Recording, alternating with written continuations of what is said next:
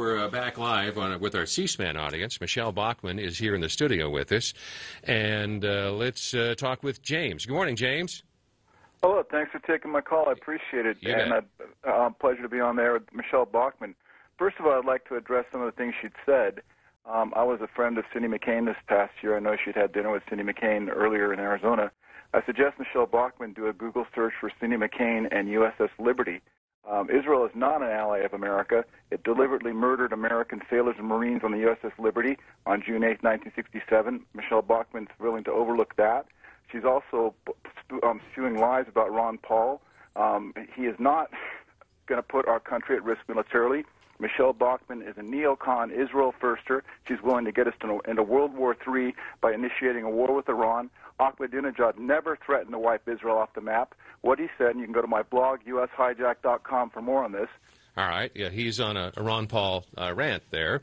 Address it any way you wish. Sure. Well, I do believe that Israel is our ally, and I believe that we need to stand for Israel. I think that has been part of the problem with President Obama. He is the first president since Israel declared her sovereignty in May of 1948 to not stand with Israel. That led to the heightened aggression of the 22 hostile neighbors surrounding Israel. Hence, that's why you see the rise of radical Islam in Egypt, in Tunisia, in Libya. Now we're seeing the imposition of Sharia law in Egypt, in Tunisia, in Libya. This is changing the course of history. We need to have a president who understands the international dynamics and who will stand up for the United States, because these aggressors are not content to stay in their own backyard.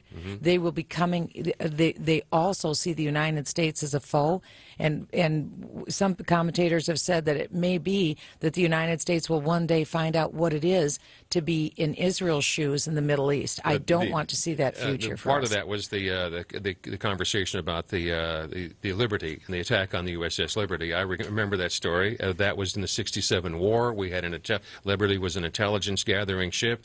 Israel took it out. Whether it was my mistake or on purpose as an act of war is still a big question mark.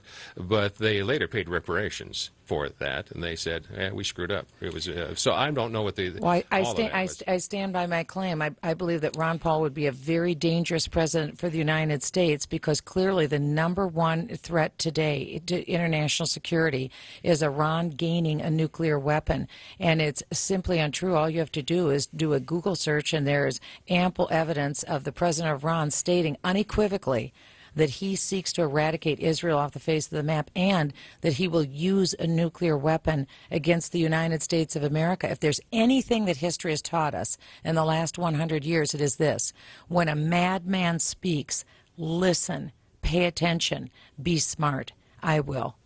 Let's go to Texas. This is